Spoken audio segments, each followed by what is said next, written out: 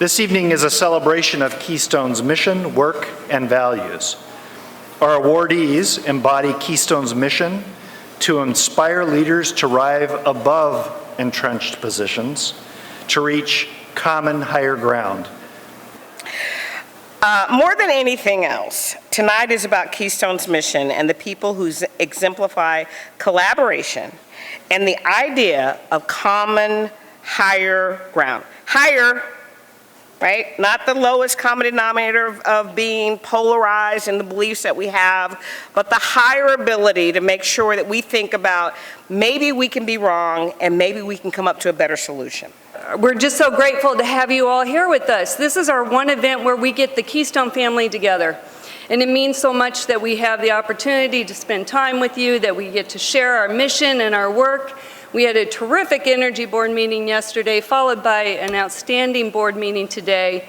Our work is grounded in the people who support us, and that's all of you. So I extend my very, very sincere thanks. And so for me, and you mentioned my background, I was born in the Soviet Union, the former Soviet Union, and I'm a Russian expert, and I speak Russian, and I have been covering Russia's meddling, Russia's attack on our election system closely.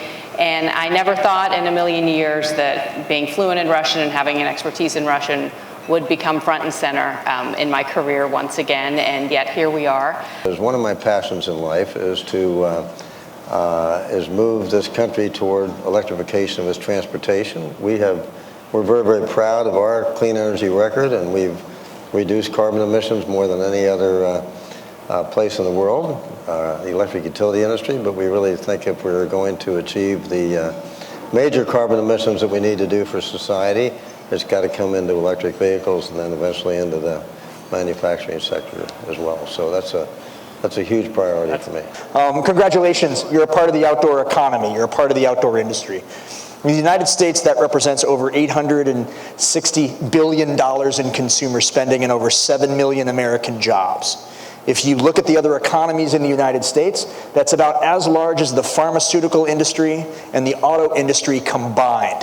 And when you think of the capacity of political power and leverage with regards to our natural resources and the economies of scale, we're just now barely starting to scratch the surface.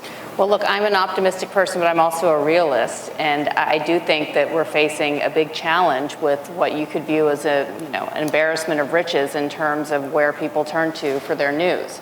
It reminds me when my grandmother first came to the States in '91 from the Soviet Union, and we took her to the grocery store. She walked in and just froze. She thought that it was all a setup, and there was no way that you would have 1,500 cereals to choose from, and God knows how many milk and aisle after aisle of produce. And we're in that realm right now, I think, when it comes to where people turn to for their media source. Well, I always think the things that solve problems or move industries are technologies, public policies, and customers, and they have to all be in sync. And we're getting everything in sync right now.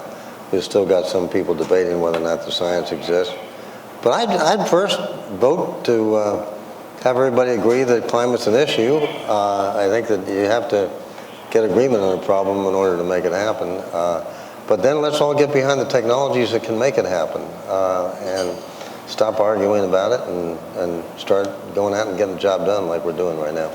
And when you think of civics, and when you think of that civic duty to protect some of America's best ideas and some of her greatest natural resources, you have to talk through the lens of the passion, of the emotion behind the special places, but the economies of scale that those amazing things promote and produce. And so that conversation evolved over about 5 years, and I think we're only just beginning to see what's possible.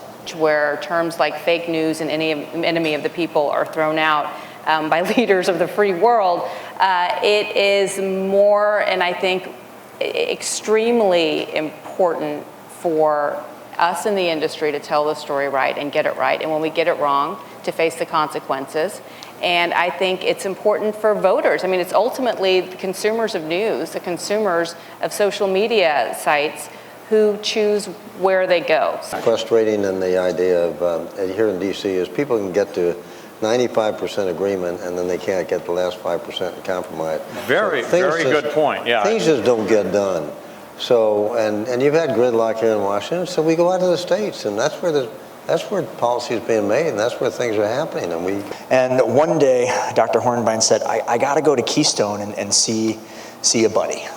And I thought, I'm happy to drive you, Tom. He lives in Estes Park. And we ended up at Bob Craig's door. And there was a table underneath the window in the kitchen, still is according to Terry, which was one of Bob's favorite places. And at that table, first with Dr. Hornbein and then with Bob, I got the education of a lifetime. I not only learned about K2 and about Everest, both mountains that I've climbed personally on, guided on, spent a lot of time following in their footsteps, but Bob forced me to ask questions that I never would have asked myself around policy, engagement, and the interactions with the cultures, communities, and countries I was working in and walking through. And to make sure that why we did what we did was always part of the equation. And so to move with intention and to move with integrity and to understand that why and the curiosity that comes along with asking that question always needed to be a part of the formula. That was Bob's impact on my life, and I will forever be grateful. What a great Keystone moment.